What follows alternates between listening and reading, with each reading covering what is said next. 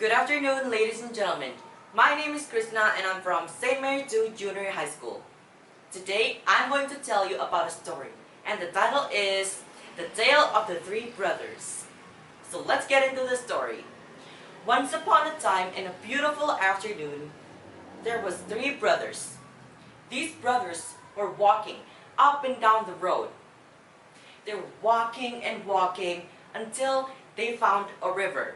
Now the river was too deep and too dangerous for them to swim or to walk across it. So then they think, how are we gonna cross that river? It's impossible, right? Oh, we have learned magical art before.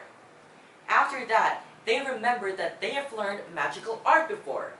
So that they took their magic wand and they waved it over the river, when suddenly a magical bridge appears on top of the river. So they were happy about that, and they walk on that bridge until halfway, when their path is blocked. Their path is blocked by a hooded figure. Now, that hooded figure's name was Death. Death was a figure that is usually just chilling in the area of that river and waiting for people to come and drown in the river. But that day, he was very surprised and angry that these three peoples are smart enough to trick him. So that he pretended to congratulate these three brothers and pretended to giving them prizes, even though he has another intention behind it. So then he asked the first brother, "So, since you're smart enough to trick me, I could give you anything you want. What would you want?" And the first brother answered, "Since I'm a very combative man and I like to fight, could I have a powerful wand? The most powerful wand in existence that will win any duel for me. Is it possible?" And after that, Death crossed to an elder three when he designed a wand made from the branches that hung there and gave it to the first brother. And then the second brother answers,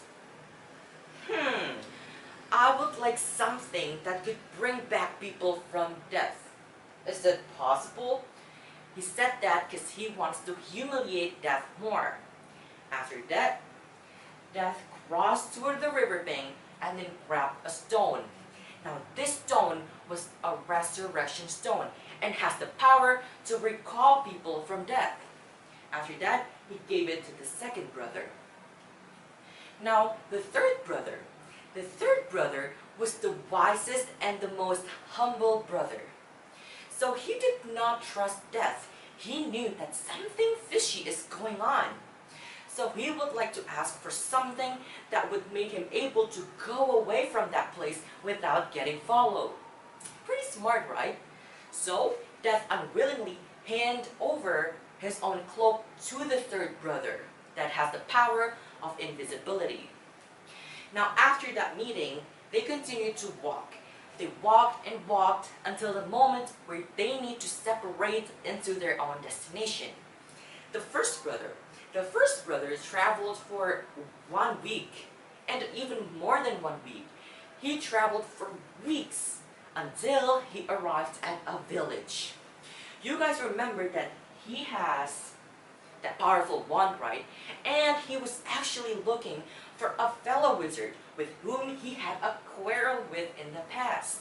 So they have a fight, and just like what we can imagine, he won. The enemy just laid Death on the floor. After that, he proceeded to an inn where he boasted loudly, "Hey everyone, I'm actually smart enough to trick Death, and I snatched this wand from Death myself that makes me invisible. I'm very smart, right?" He said that. Now, that's kind of cocky, isn't it?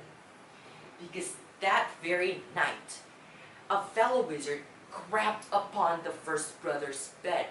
While he was all wet and soaked in wine, he stole the first brother's wand and slit open the first brother's throat till he was dead.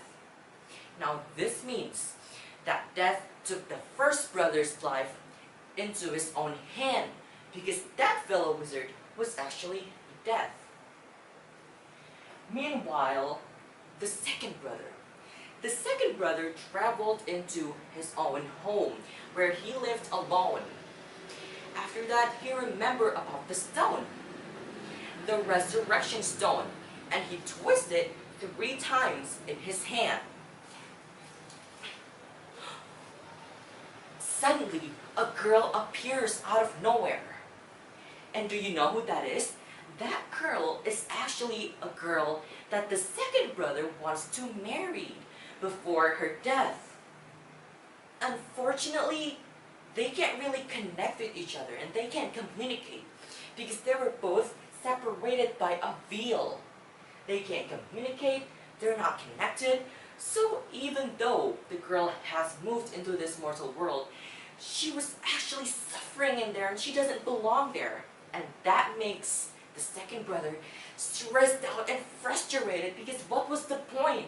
I can't communicate with her. What was the point? Because he was so frustrated, he finally hung himself up till death, with the hope that he could join her. Now this means that Death took the second brother's lives by his own hand. Meanwhile, for the third brother, Death was looking for him years and years. He was looking everywhere yet has never been able to find him.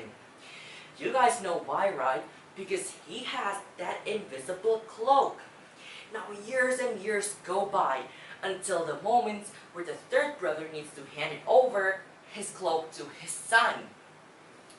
Now after that, he became visible and he met with Death, and he actually greeted Death as an old friend. They were both old at that moment and it's actually time for them to go from this life. After that, they both departed from this mortal world gladly and equally. Now, that was the story of the tale of the 3 brothers. So, what could we learn from this story?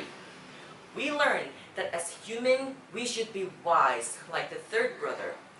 We should not be greedy and cocky like how the first and the second brothers try to humiliate Death.